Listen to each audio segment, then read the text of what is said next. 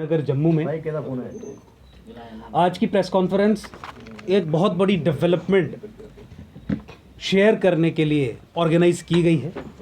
जैसा कि आप जानते हैं कि एकम सनातन भारत दल, जिसे पहले आप एकजुट जम्मू के नाम से जानते थे, उसे इलेक्शन कमीशन ऑफ इंडिया ने कुछ महीने पहले नेम चेंज के प्रोसेस के थ्रू राष्ट्रीय स्तर पर रिकग्निशन दी थी। और जैसा कि आप ये भी जानते हैं कि एकम सनातन भारत दल ने यह घोषित किया था कि भारत वर्ष के प्रत्येक राज्य में लोकसभा 2024 के चुनाव लड़ने के लिए पार्टी अपने कैंडिडेट्स उतारेगी। और आप ये भी जानते हैं कि सनातन संस्कृति, सभ्यता, धर्म के सशक्तिकरण के लिए एकम सनातन भारत दल का निर्माण हुआ है।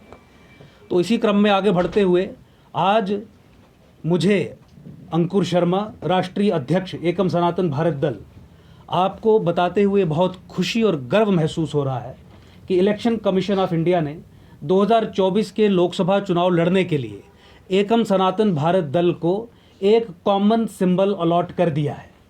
ये कॉमन सिंबल बांसुरी है, फ्लूट जिसे अंग्रेजी में कहते हैं। इसका चित्र आपके पीछे है, आप इस पे अगर फोकस करेंगे तो ये इलेक्शन कमीशन ऑफ इंडिया के मैनुअल में से लिया गया चित्र है, जो इलेक्ट्रॉनिक वोटिंग मशीन ईवीएम पे कैंडिडेट के नेम के अपोजिट रिफ्लेक्ट होगा। मैं आपसे रिक्वेस्ट करूंगा कि आप इस पे फोकस करिए ताकि लोग ये देख सके कि क्या कॉमन सिंबल अलॉट किया गया है। जितने भी राज्य हैं, 23 राज्यों में एकम सनातन भारत दल के कैंडिडेट्स एक ही चुनावी चिन्ह पे चुनाव लड़ेंगे।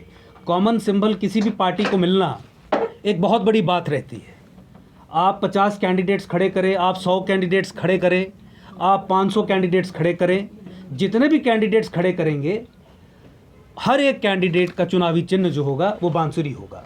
इंडिपेंडेंट जब लोग कंटेस्ट करते हैं तो बहुत देर के बाद चुनाव चिन्ह दिया जाता है, तो कन्फ्यूजन रहता है। और यही फ़ायदा रहता है कि इलेक्शन कमीशन ऑफ इंडिया के साथ अगर पार्टी रजिस्टर्ड हो तो समय रहते एक कॉमन सिंबल अलॉट कर दिया जाता है। अब हमें ये सोचने की आवश्यकता नहीं है कि जम्मू लोकसभा से एकम सनातन भारत दल का कैंडिडेट जो लड़ेगा उसका चुनावी चिन्ह क्या होगा। उसका चुनावी चिन्ह बांसुरी ही होगा। उधमपुर कठुआ लोकसभा से एकम सनातन भारत दल का जो कैंडिडेट एमपी